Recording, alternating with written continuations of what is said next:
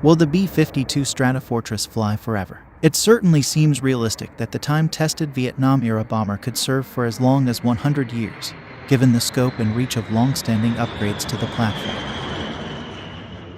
The aircraft, once known for massive carpet bombing in high-value enemy target areas, is now a cyber-resilient, electronic warfare-armed, hypersonic missile firing, digitally networked bomber equipped with a new generation of airdrop bombs and precision guidance cruise missiles. This transformation is so significant that the classic B-52 bomber may ultimately fly for a century.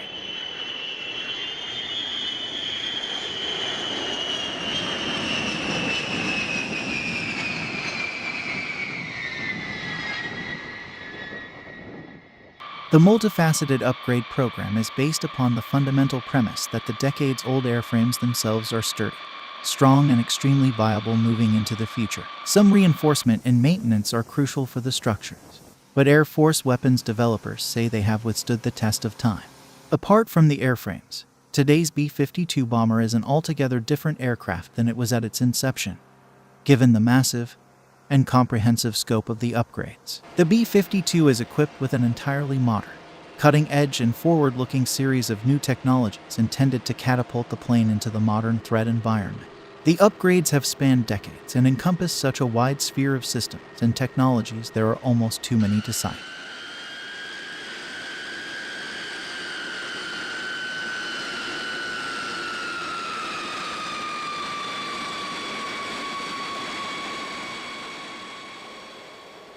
Years ago, the Air Force embarked upon sweeping upgrades to the aircraft's communication system intended, among other things, to enable more real-time, in-flight intelligence gathering. The system, called Combat Network Communications Technology, CONNECT, brings a digital backbone to the B-52 bomber's ability to bring crucial mission details such as new target information, terrain data, enemy activity, or intelligence. An Air Force press statement dated July 14, 2016, when CONNECT was first being installed, quotes Alan William, Deputy Program Element Monitor at Air Force Global Strike Command, as saying CONNECT maintains a common operating picture between crew stations on the plane, so it is like installing a local area network line in your home.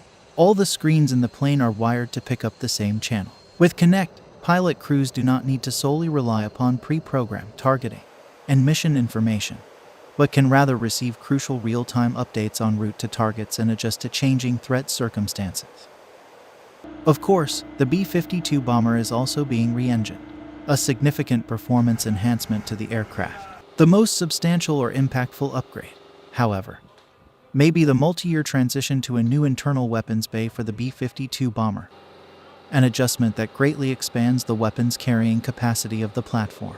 The new internal weapons bay upgrade effort, which has unfolded over a period of many years in increments, adds an ability to fire laser-guided Joint Direct Attack Munition, the Joint Air-to-Surface Standoff Missile, JASSM, and the JASSM Extended Range Missile. The weapons expansion also includes an ability to fire the Miniature Air-Launched Decoy and its jammer variant. In a paradigm-changing fashion, the B-52 bomber is also preparing to fire hypersonic weapons too. This development will enable the bomber to conduct high-speed, high-altitude attacks at 5 times the speed of sound. As part of the preparation to arm the bombers with hypersonic weapons, the Air Force conducted a simulated shot of an AGM-183 air-launched rapid response weapon at a range of 600 nautical miles.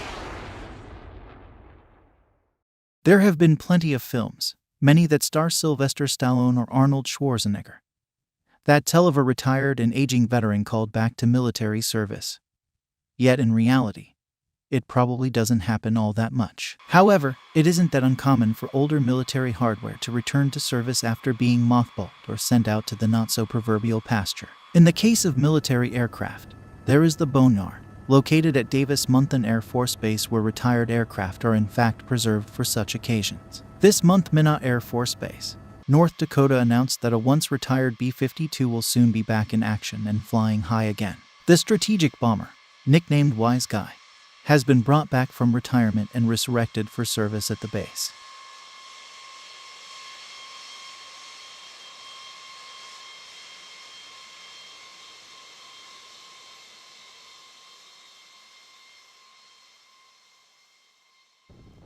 Minot Air Force Base's Public Affairs Unit released a video on social media of Wise Guy's arrival at the base on March 9 and noted that it will replace another B-52 that had been destroyed in a fire in Guam. Retired in 2008 and sent to the boneyard, Wise Guy is only the second B-52H ever to be returned to duty after being sent to the boneyard. The first, Ghost Rider, was returned to service and sent to Barksdale Air Force Base, Louisiana in 2015. Despite the facility's name, aircraft sent to the boneyard don't actually slowly return to the ground from which they came. Rather, the aircraft are monitored and maintained accordingly. When they're in storage like that, they have an entire group that does all of the required inspections and servicing down there. So they are extremely well taken care of. That environment is extremely kind to the aircraft. The airframe's Chief Master Sergeant Ryan Thompson, 69th Aircraft Maintenance Unit Superintendent, said in a statement as reported by KFYR, the local Fox TV affiliate. It is not a quick process, however, to get the aircraft sent to the boneyard back in flying condition.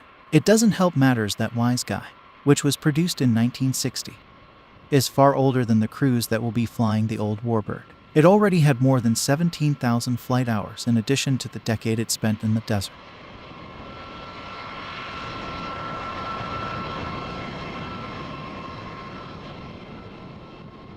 Additionally, while in storage, it didn't receive the typical upgrades of other B-52 that were still in service. It was in rough shape according to the Aviation Geek, which reported Wise Guy had cracks in the rear landing gear and was missing 2 of its engines. However, a team of experts was able to address the issues and return the aircraft to top condition.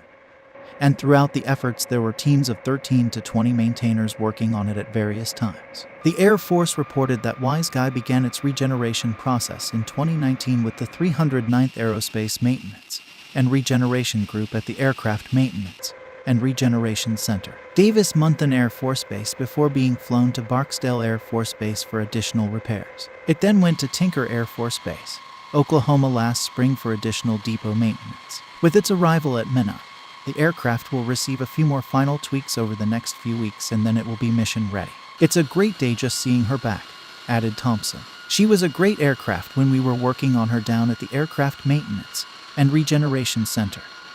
And finally, the realization of the whole process is a very proud moment for everyone that was a part of it.